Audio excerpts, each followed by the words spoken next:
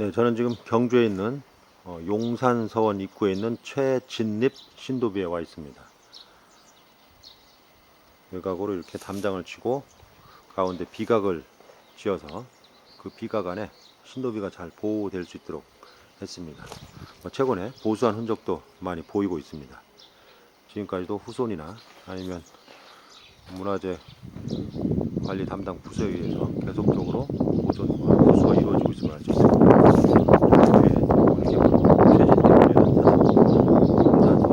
용산서원에도 신라시대 때 사찰에서 활용되었을 걸로 보이는 많은 초석들이 현재 보이고 있습니다.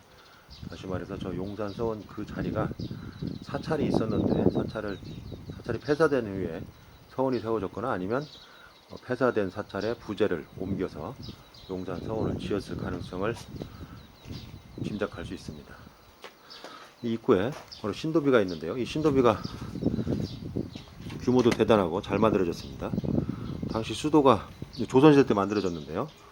수도가 한양이었다는 서울이었다는 점을 감안할 때 이 지방에 이렇게 큰 신도비가 만들어졌다는 건 참 놀랄만 합니다. 거의 왕실이나 왕이 아니면 이렇게 큰 비를 만들기가 힘든데 대단히 규모가 크게 만들어졌습니다. 물론 조선 후기에 일부 세력가들에게 이런 큰 신도비들이 만들어지긴 했습니다만 거의 대부분 서울 경기 지역에 위치를 하고 있는데 이렇게 지방에도 큰 신도비가 있다는 게 놀랐습니다.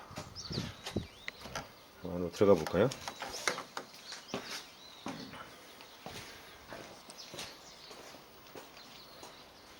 이 비가 지금 최진립의 신도비인데요. 최진립은 조선 중기에 무신으로 알려져 있습니다. 그리고 이 비는 현재 1740년경에 세워진 걸로 이렇게 알려져 있습니다. 그런데 이 귀부가 신라시대의 조성 수법을 보이고 있고 비신과 이수는 조선시대의 수법을 보이고 있어서 서로 조화되지 않는 그런 측면을 보이고 있어서 이 귀부는 신라시대 때, 그러니까 우리나라에서 처음으로 귀부가 만들어진 게 태종 모해랑릉비와 김인문 묘비의 귀부가 가장 초창기의 거라고 할 수 있는데 그 귀부와 아주 유사한 조성 기법을 보이고 있습니다. 그래서 그 시기에 만들어진 걸로도 추정되고 있습니다. 현재는 대략적으로 8세기경에 이 기부가 제작되었는데 그것을 재활용한 걸로 이렇게 추정되고 있습니다. 좀 자세히 볼까요? 현재 비의 건립 시기는 이 부분에 나와 있습니다. 그래서 잘 안 보이는데요. 대략적으로 숭정, 기원 후, 기민년, 여름에 만들었다고 되어 있습니다. 조명경이 발했다고 되어 있고요. 비 앞부분을 보면 앞부분에 비문을 가득 새기고 이 부분에 보면 지금 조명겸이 글씨를 쓰고 전설을 썼고 그 다음에 조형이 찬했다고 되어 있습니다. 이런 거 봐서 이 비는 건립 시기와 찬자와 서자 천자가 명확하다고 할 수 있습니다.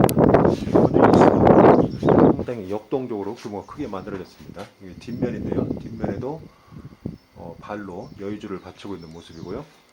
측면에 용 3마리가 아래를 향하고 있습니다. 이와 같이 측면에 용이 아래를 향하고 있는 이수는 초창기에 만들어진 이수가 그렇습니다. 이와 같이 정면에도 상부에 여의주가 있고요. 좌우에 용이 다리를 펼쳐서 여의주를 받치고 있는 형상을 취하고 있습니다.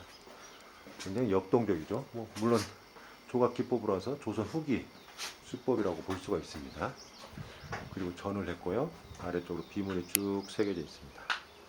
그런데 이 기부를 신라시대로 보기 좀 어려운 점들이 있습니다. 전체적인 양식이나 조각 기법은 신라시대를 따르고 있지만 신라시대 때 만들어졌다기보다는 신라시대의 귀부를 모방해서 조선시대 때 만들어진 걸로 추정이 됩니다.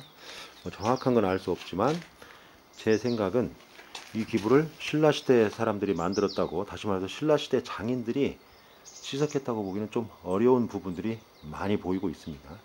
전체적인 양식은 신라시대의 기법을 따르고 있는데요. 좀 세부적으로 보면 다리 부분이나 지대석 한돌로 만들었죠. 신라시대 사람들의 기법입니다. 그런데 지대석이나 발을 마무리를 깔끔하게 처리하지 않았습니다. 신라시대 사람들은 돌을 치석하면 반드시 마무리를 깔끔하게 처리를 했습니다. 근데 곳곳에 보면 이와 같이 마무리를 하지 않고 있습니다. 특히 뒷발 부분에 보면 여기 보면 아주 부자연스럽고 또 취석 기법이 굉장히 수준이 떨어지는 그런 기법을 보이고 있습니다. 물론 수준이 떨어진다는 표현은 상대적인 겁니다. 이와 같이 마무리가 안 된 측면, 이런 것들이 눈을 좀 의심스럽게 만들고요. 귀갑대인데요. 이런 것들도 신라시대의 기법을 그대로 이어받았지만 세부적으로 보면 조각 기법이나 돌을 다루는 기술이 다소 이완되어 있고 또 간략화되어 있거나 마무리를 정확히 하지 않았다는 걸 알 수가 있습니다. 귀감도 마찬가지고요. 더더욱 신라시대 사람들의 장인으로서는 상당히 힘든데 이와 같이 등에 이런 이상한 상태로 시석을 했다는 건 좀 이해가 안 갑니다. 신라시대 사람은 절대 이렇게 취석하지 않았습니다. 특히 또 이 구부에서 이 귀두가 여러 가지 점에서 조각 기법은 신라시대 기법이지만 세부적으로 자세히 살펴보면 어딘지 모르게 어색하고 떨어지는, 그리고 다소 둔중한, 또 깔끔하지 못한 그런 이미지를 주고 있습니다. 이런 것들도 모방을 했지만 신라인의 기술에는 따라가지 못한, 신라인의 조각 기술에는 따라가지 못한 그런 측면을 보여주고 있는 측면이라고 볼 수가 있습니다.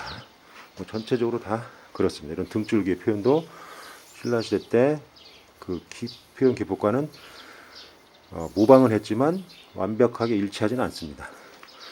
특히 이 규부에서 이 비자가 문제인데요. 이 비자는 조선시대 기법입니다.